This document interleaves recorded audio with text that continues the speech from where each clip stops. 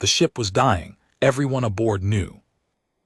The engines made sounds they should not make, and the lights flickered every few minutes like a candle in the wind. Elder Saria stood at the bridge window and watched the stars blur past. Behind them somewhere in the darkness, the hunters were coming. How long, she asked. That the young pilot checked his instruments with shaking hands. 2 hours. Maybe 3. The drive cannot take much more. Saria closed her eyes. She was old now, older than any Valani should be. Her scales had faded from bright blue to pale gray, and her joints ached with every movement, but her mind was sharp and her memories were clear too. Clear sometimes. She remembered things that happened before most species in the galaxy were born. She remembered Earth. The ship carried for 112 villain. They were refugees, survivors, the last fragments of a species that once ruled 1,000 worlds. Now they had nothing. No home, no fleet, no hope. The Dominion Accord had hunted them for 3,000 years. And they were very good at hunting. There is a signal, the pilot said. Suddenly, we are approaching a border. Saria opened her eyes. Whose border? The pilot studied his screens. His face showed confusion. Human space. The species called humanity. A strange feeling moved through Saria's old heart. She had not thought about humans in a very long time. When she last saw their world, they had been primitive creatures living in caves and hunting with sharp stones. That was 12,000 years ago. She wondered what they had become. Send a distress signal, she said, on all frequencies. The pilot looked at her with worry. Elder, the humans are a minor species. They cannot protect us from the Dominion. We should keep running. Send the signal, Sarah repeated. Her voice was gentle but firm. Trust me. The message went out into the void. For long minutes there was only silence. The ship groaned and shuddered as its engines fought to keep working. Behind them, the Dominion hunters grew closer. Then a voice came through the speakers. It spoke in the common galactic language, but with a strange accent that Saria had never heard before. Unknown vessel, this is the HSS Patient. We have received your distress signal. State your identity and situation. The pilot responded quickly, explaining who they were and what was chasing them. There was a pause after he finished. Saria could imagine the human crew discussing what to do. A ship full of refugees being hunted by the most powerful military alliance in the galaxy. Any sensible species would tell them to keep moving. Getting involved meant war. The voice returned. Valani vessel, reduce speed and prepare for escort. We are coming to you. Saria felt tears forming in her eyes. She wiped them away quickly. It was foolish to hope. One human ship could not save them, but still the gesture meant something. The HSS Patience appeared on their screens 20 minutes later. It was a small vessel, barely larger than their refugee ship. Its design was simple and practical, without the elegant curves of Dominion warships or the aggressive angles of other military species. It looked like a ship built by people who cared more about function than appearance. A new voice came through the speakers. This one was deeper, calmer, carrying the weight of authority. This is Captain Marcus Cole of the HSS Patience. I am told you are Vanny refugees seeking asylum. Is this correct? It is correct, Sarah answered.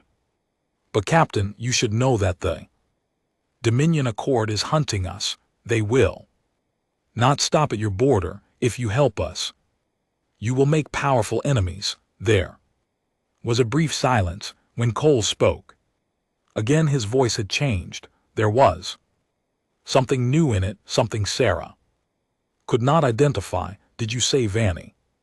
The same Vanny who fought at the battle of Silent Stars 12,000 years ago. Saraya's breath caught in her throat. You know of that battle, every human child learns about it, Cole said. We know what your people did for us, we know the price you paid. His voice grew harder. The Dominion can send their hunters, they can send their whole damn fleet, but they will not touch you while you are under our protection. You have my word. The refugee ship crossed into human space with the patients flying beside it like a guardian. For the first time in years, Saraya allowed herself to feel something like safety. She did not know if the humans could truly protect them, but she knew they would try, and after 3,000 years of running, that meant more than she could express. The hunters arrived 2 hours later. There were 5 Dominion ships, sleek and deadly, designed for exactly this kind of work. They stopped at the border, and their commander sent a message to the patients. Human vessel, you are harboring criminals wanted by the Dominion Accord. Surrender them immediately or face the consequences. Captain Cole's response was immediate. The Vanny have requested asylum in human space. Their request has been granted. They are under our protection now. You cannot protect them, the Dominion commander said. His voice dripped with contempt. You are one small ship from a minor species. The Dominion Accord rules half the galaxy. Stand aside or we will remove you. I will not stand aside. Then you will die and we will take the refugees anyway.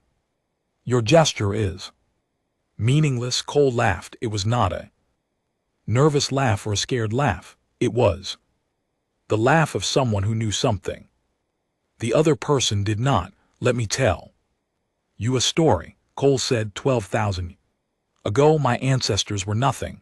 We lived in caves. We hunted animals with rocks and sticks. We did not know that other species existed. We did not know that the galaxy was full of life, and we certainly did not know that the Dominion Accord had decided we were worthless and should be destroyed. The Dominion commander said nothing. The Dominion sent a fleet to burn our world, Cole continued. They were going to kill us all before we ever had a chance to grow. But someone stopped them. Someone stood in their way.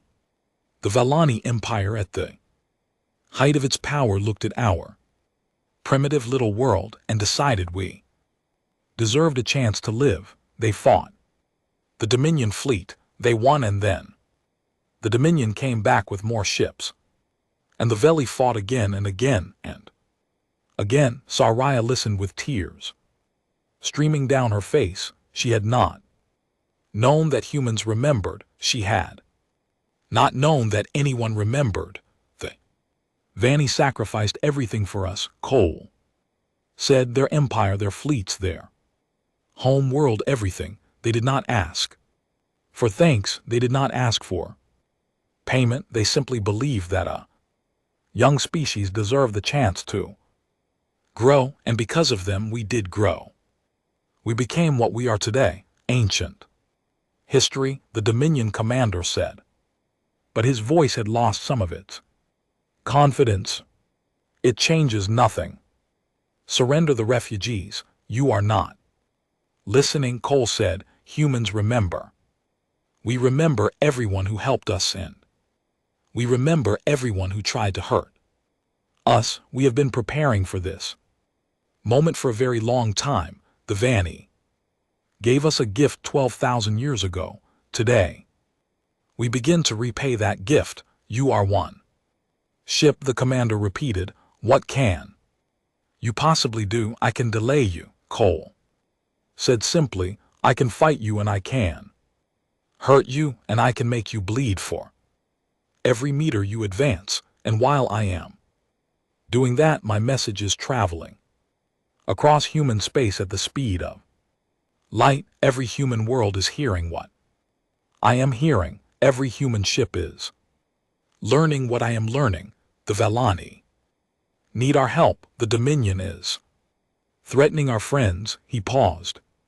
When he spoke again, his voice was cold. You should not have come here. You should have let them go, because now you have reminded us of an old debt, and you have given us a reason to pay it. Turn around, go home, tell your masters that the Vani are under human protection, and that protection is not negotiable.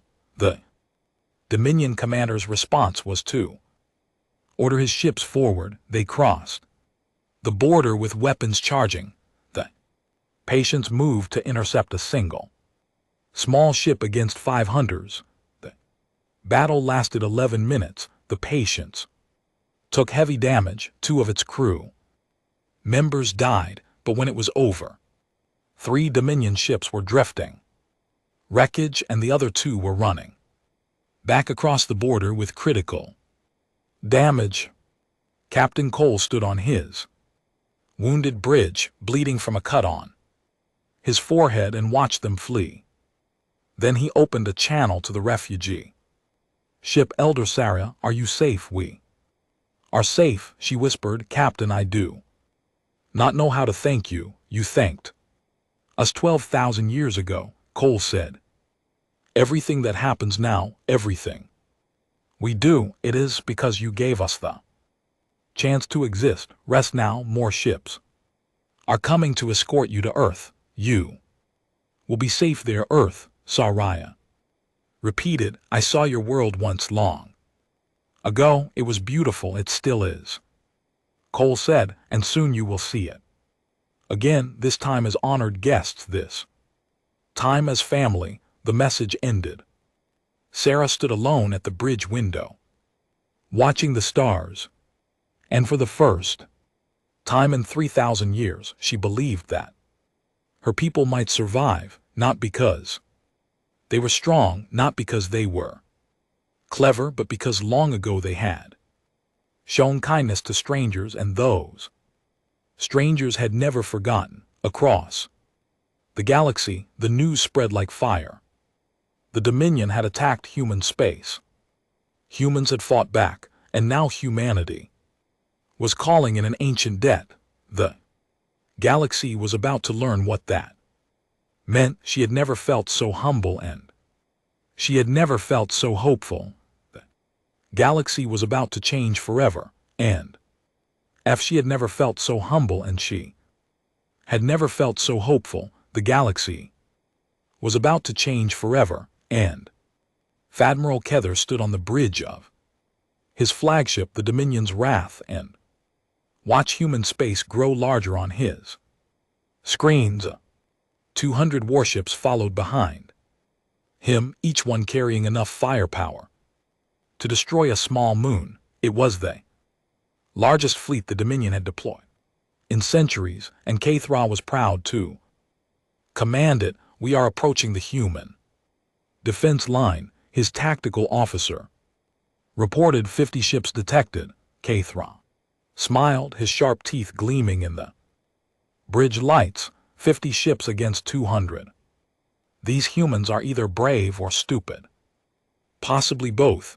Admiral, it does not matter. Signal the fleet to advance. Standard attack formation. Let us finish this quickly. The Dominion fleet moved forward like a great wave of death. Kathra had studied human ships before the mission, and he was not impressed. They were functional but unremarkable, lacking the elegant design of Dominion vessels. Their weapons were adequate, but not exceptional. Their shields were standard. Everything about them suggested a species that had developed in isolation without the pressure of galactic competition to push them to excellence. The 50 human ships held their position as the Dominion approached. They did not retreat. They did not call for reinforcements. They simply waited like stones in the path of a flood. Weapons range in 30 seconds. The tactical officer announced, "Fire."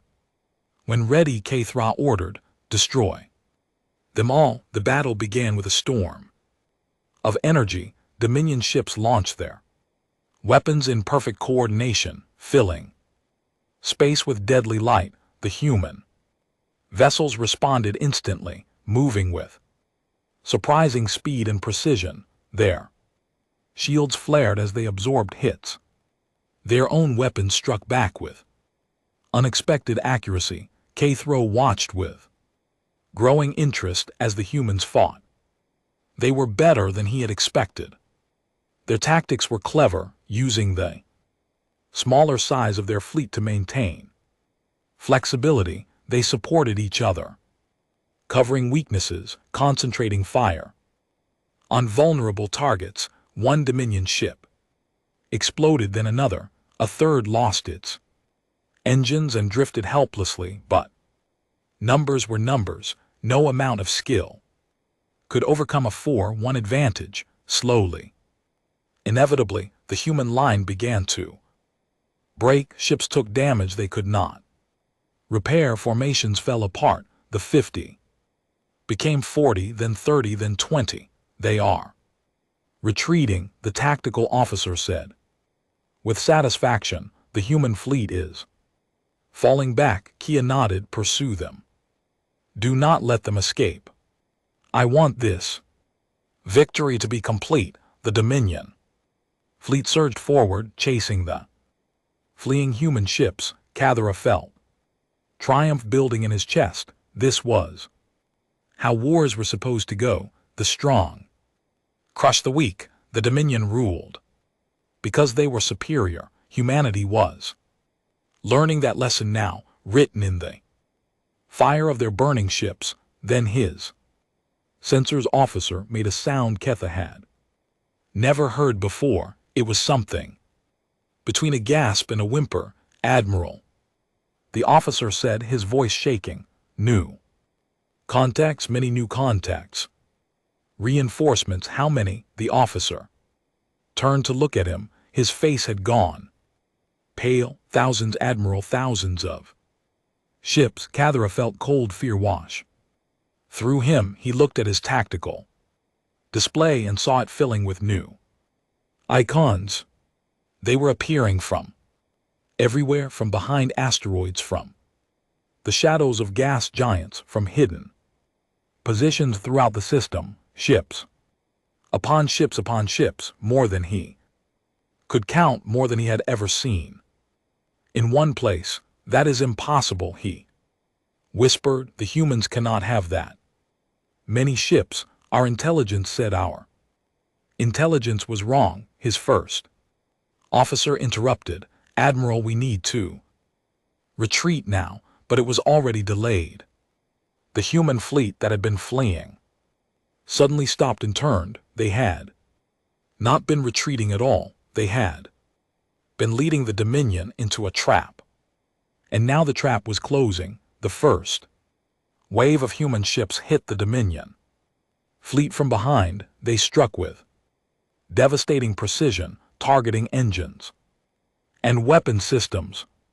Dominion vessels that had been pursuing moments ago found themselves surrounded and outgunned.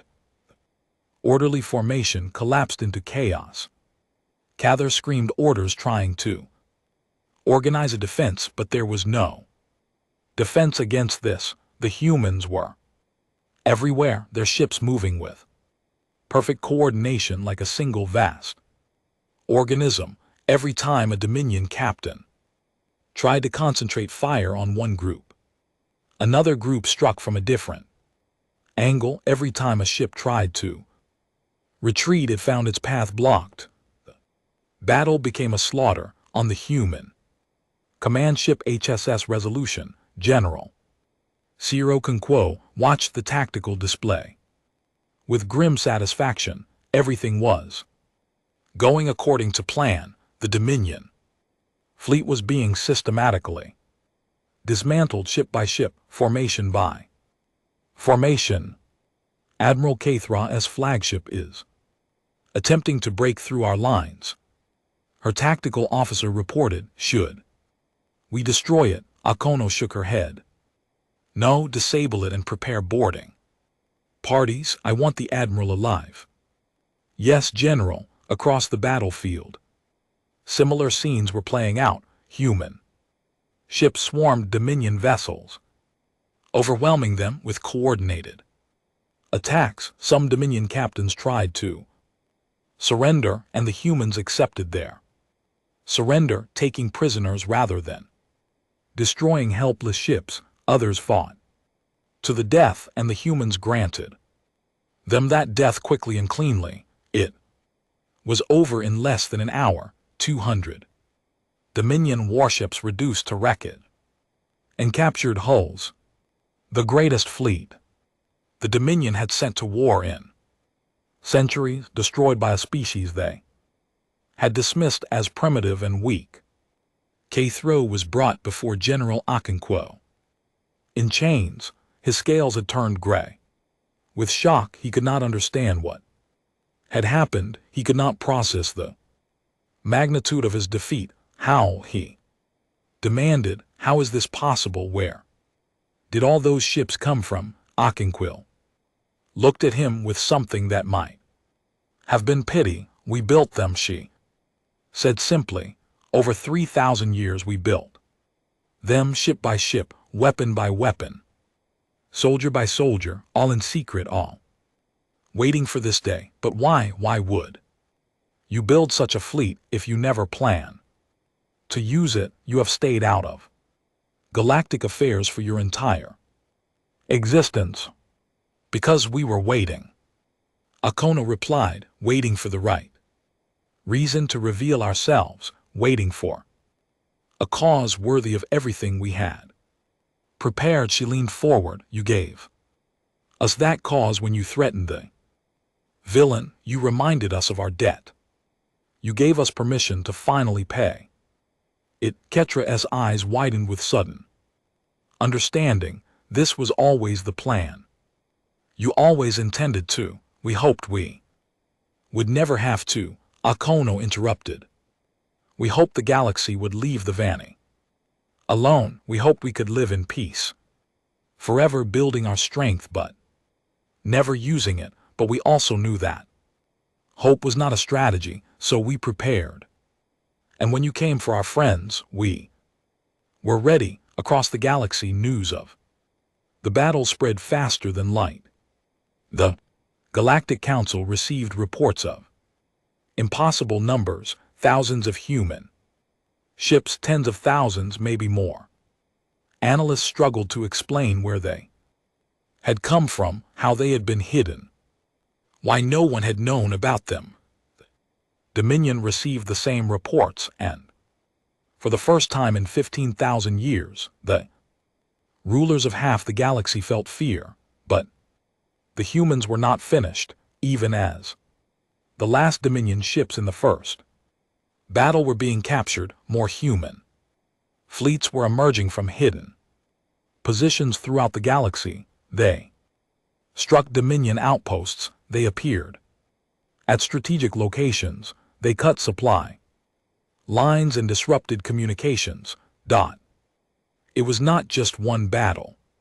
It was a coordinated campaign across thousands of light years, executed with precision that suggested years of careful planning on Earth. Elder Saria watched the news reports with other Vanny refugees. They saw human ships carrying their flag into battle. They heard human soldiers shouting their name as a war cry. They witnessed a species they had saved, repaying that salvation with everything they had. They are fighting a galactic war, one young Vanny said in disbelief.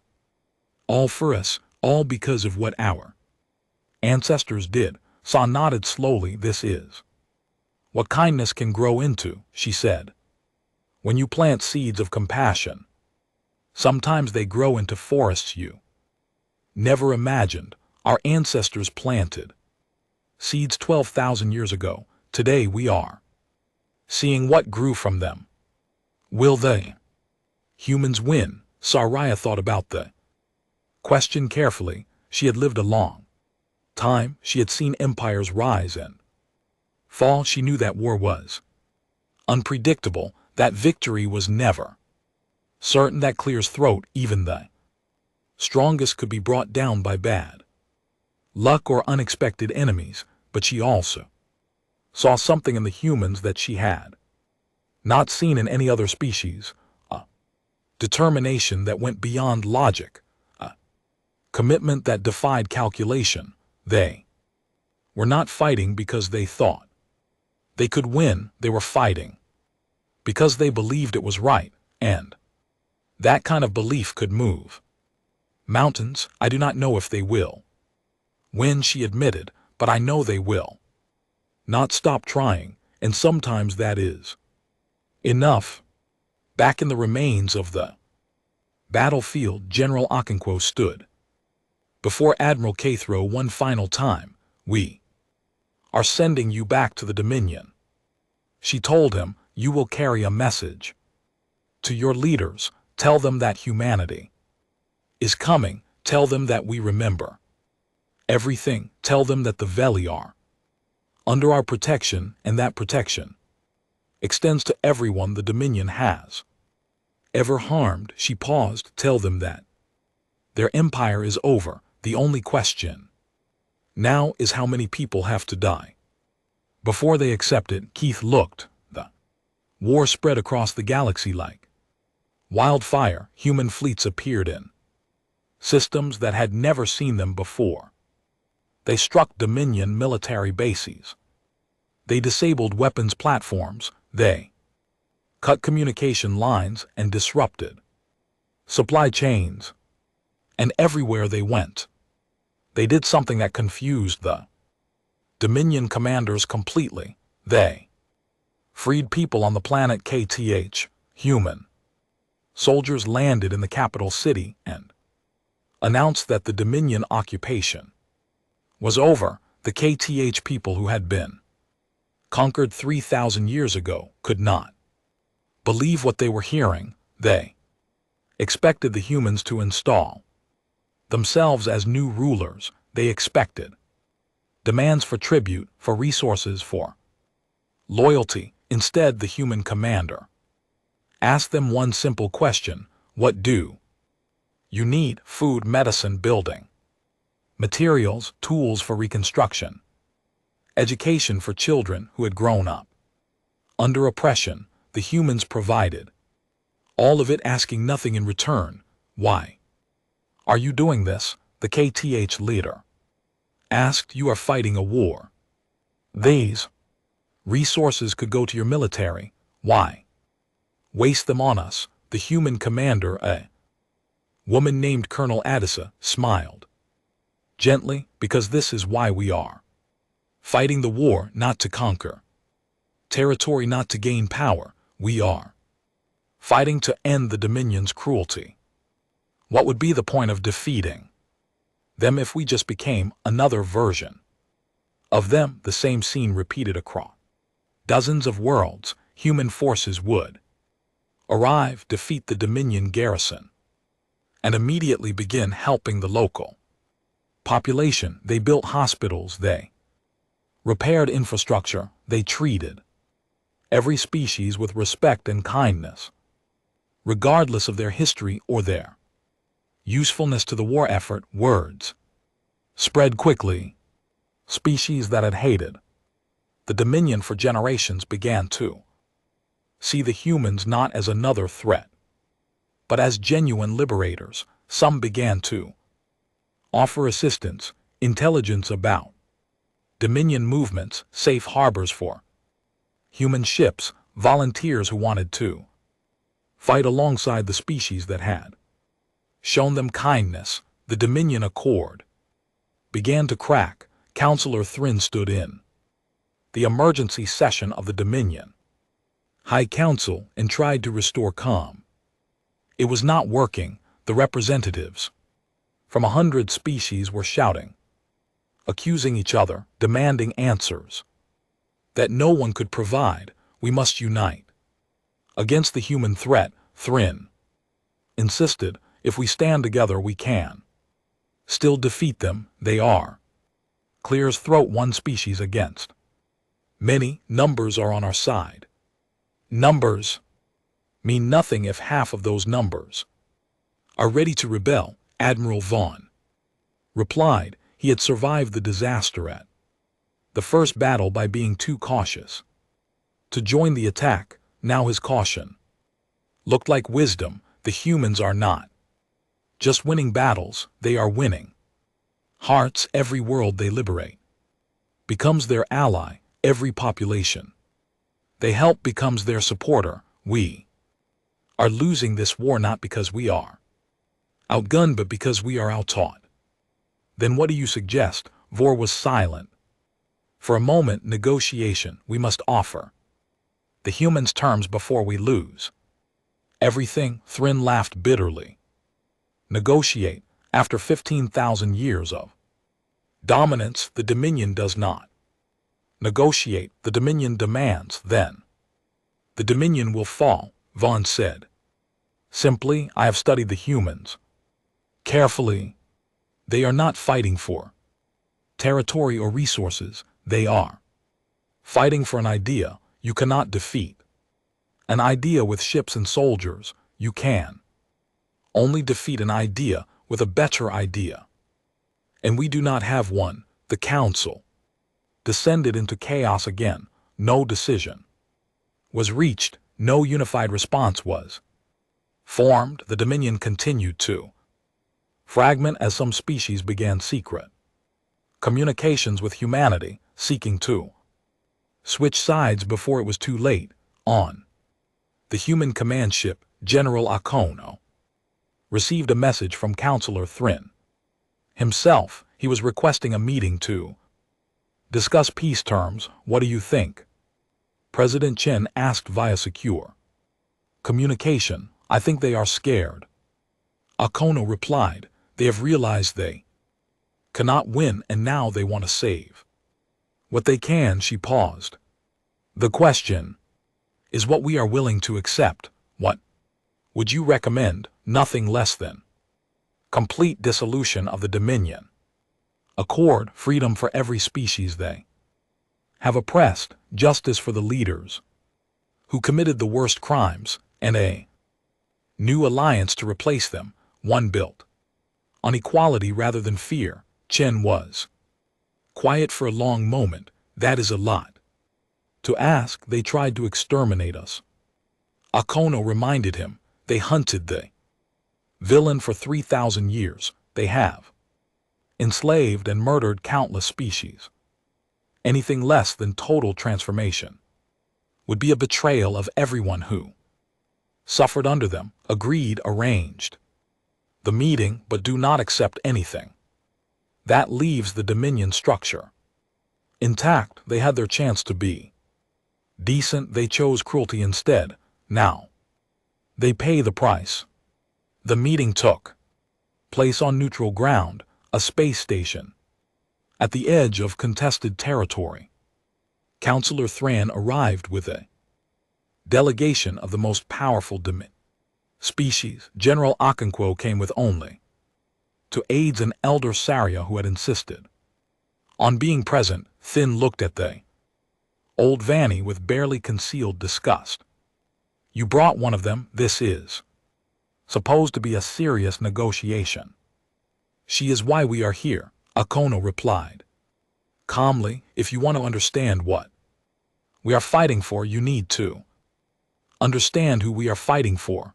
The Vellani saved our species when we were helpless. Now we're saving theirs. That is what this war is about. Fine, let us discuss terms. THR leaned forward. The Dominion is prepared to offer a ceasefire. We will release the Vellani from persecution. We will recognize human territorial claims. In exchange, you will end your attacks and return to your previous borders. Akono shook her head. That is not acceptable. Reasonable, you have won impressive victories, but the Dominion still has vast resources. This war could continue for decades. Millions could die. Is that what you want? What we want is for the Dominion Accord to end completely. Every species that was forced into your alliance will be freed. Every world you occupied will be liberated. Every leader who committed crimes against other species will face justice. Then stared at her in disbelief. You want us to destroy ourselves. We want you to stop existing as an instrument of oppression. The species that make up the Dominion can continue. They can form new alliances, new governments, new futures. But the Dominion as it currently exists, built on conquest and fear and cruelty, cannot continue. We will not allow it. You cannot make such demands. You do not have the power. Akono smiled slightly. Counselor, we have been very patient with you. We have given you chances to surrender peacefully. We have shown mercy to every Dominion force that has asked for it, but do not mistake our mercy for weakness. We have more ships. We have more soldiers. We have more resources. And most importantly, we have something you never will, the support of the oppressed. She leaned forward. Half of your own alliance is ready to abandon you. They stay only because they fear what you will do if they leave, but they fear us less than they fear you. Every day more of them come to us. Every day your coalition weakens while ours grows stronger. This is extortion. This is justice, something the Dominion never understood. Akono stood up. You have 1 month to accept our terms. After that, we will take what we have asked for by force, and when we do, there will be no more negotiations. There will only be the end of everything the Dominion built. She walked out with her aides and Elder Saraya following behind them. Thran sat in stunned silence, finally understanding that the galaxy he had known was ending. On the ship back to human space, Saria spoke quietly to Akinquo. You were very hard on him. Is there no room for compromise? Akon sighed. Elder, I understand why you ask. Your people valued mercy. You sacrificed everything to protect a species you did not know. That kind of compassion is rare and precious, but the Dominion has caused suffering on a scale you cannot imagine. Billions of lives destroyed, entire species exterminated, cultures erased, histories deleted. If we let them survive, if we accept half measures and compromises, they will rebuild. They will regain their strength, and in 100 years or 1,000 years, they will do it all again. She turned to look at the old Vanny. We learned mercy from your example, but we also learned responsibility. Sometimes the most merciful thing you can do is make sure that evil cannot return. The Dominion leaders who ordered genocide will face consequences,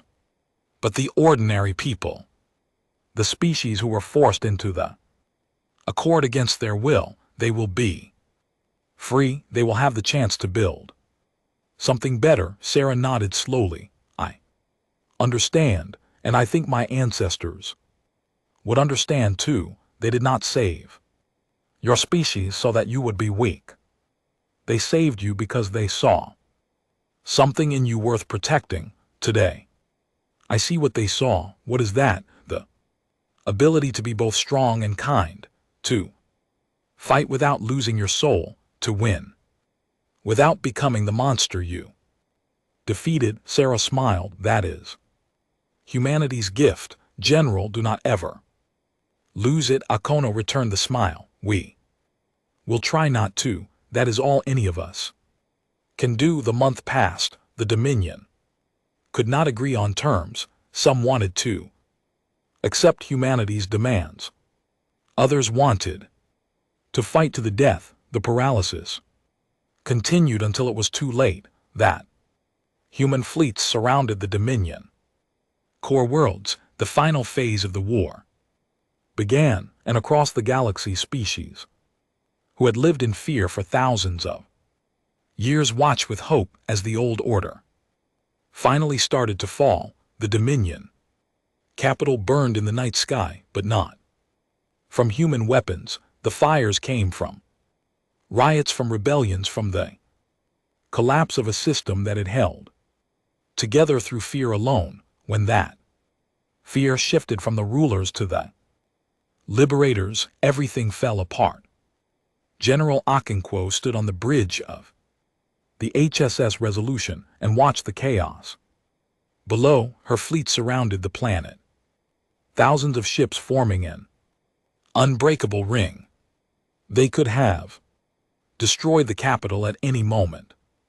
They could have bombarded it from orbit until nothing remained but ash and memories. They did not.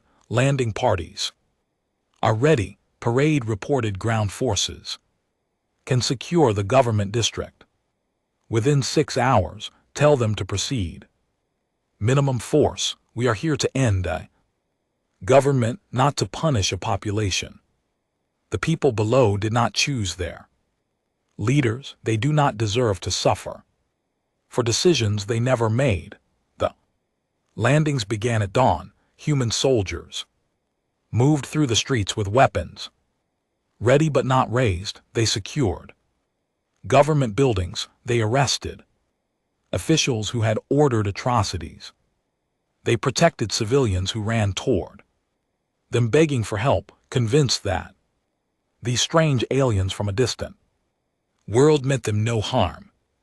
In the great hall of the Dominion High Council, Council Thin sat alone on his throne.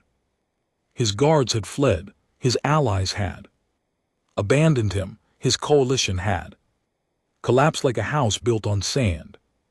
When human soldiers entered the chamber, he did not resist. He simply looked at them with empty eyes. Is this how it ends? He asked. 15,000 years of power, destroyed by a species we should have exterminated when we had the chance. The human captain who approached him shook her head. You had your chance 12,000 years ago. The Veli stopped you. Now we are finishing what they started. The Velani were fools. They sacrificed everything for nothing. They sacrificed everything for us, and we do not consider that nothing. The captain gestured to her soldiers. Take him to detention. He will be tried for his crimes along with the others. THR was led away, the last ruler of an empire that had terrorized the galaxy for longer than human civilization had existed. He would spend the rest of his life answering for the atrocities committed under his authority. Justice was slow, but it was thorough. The Dominion Accord was officially dissolved. 3 weeks later, representatives from every member species gathered on the very planet where the Dominion had been founded, and they signed documents ending its existence. Some signed with relief, some signed with tears, a few signed with anger, still convinced that the old ways had been right, but they all signed. The age of the Dominion was over. In its place, humanity proposed something new.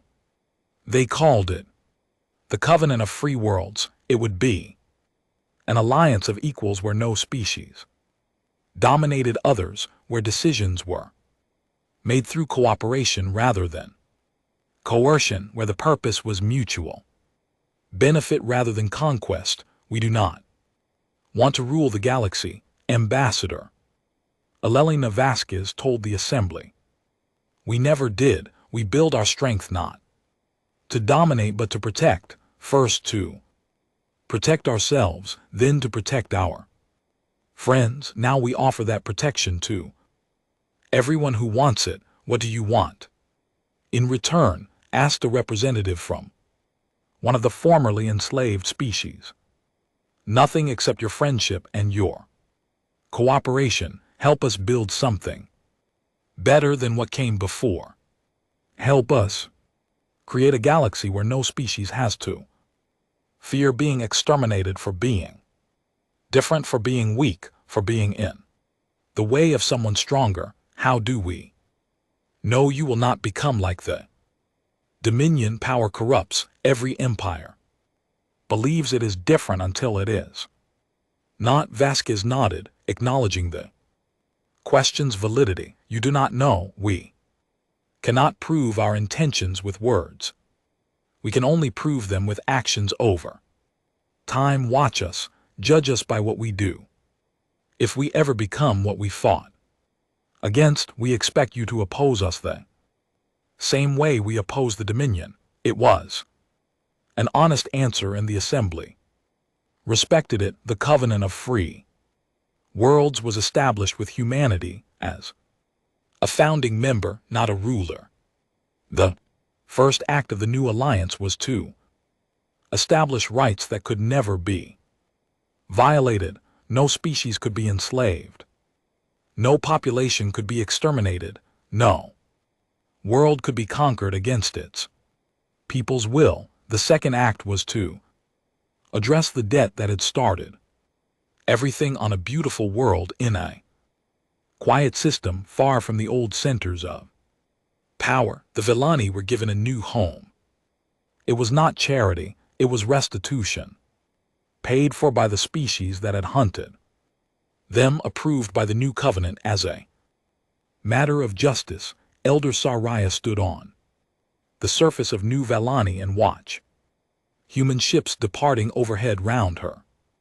For 100,000, Vallani were beginning the work of building a civilization from scratch. It would take generations. There would be struggles and setbacks and sorrows. But for the first time in 3,000 years, her people had hope. Governor Idzasu stood beside her, preparing to leave with the last human delegation. Will you be all right? Masu asked. There is still so much to build. We will be all right, Saraya replied. We have faced worse odds before, and this time we are not alone. This time we have friends. You will always have friends. Humanity will never forget what your ancestors did for us. Whenever you need help, you need only ask. Saraya turned to look at the human woman. I have a question that has bothered me since this began. Your species built the largest military in galactic history. You prepared for war for 3,000 years, all for us. But what if we had never needed saving? What if the Dominion had left us alone? Would all that preparation have been wasted? Masu smiled. It would not have been wasted. We hoped we would never have to use it. We hoped the galaxy would be peaceful, that the Dominion would reform, that justice would come without bloodshed. If that had happened, we would have been happy to let our fleets gather dust forever. But you built them anyway, because hope is not a strategy, because our ancestors learned that lesson when yours saved us.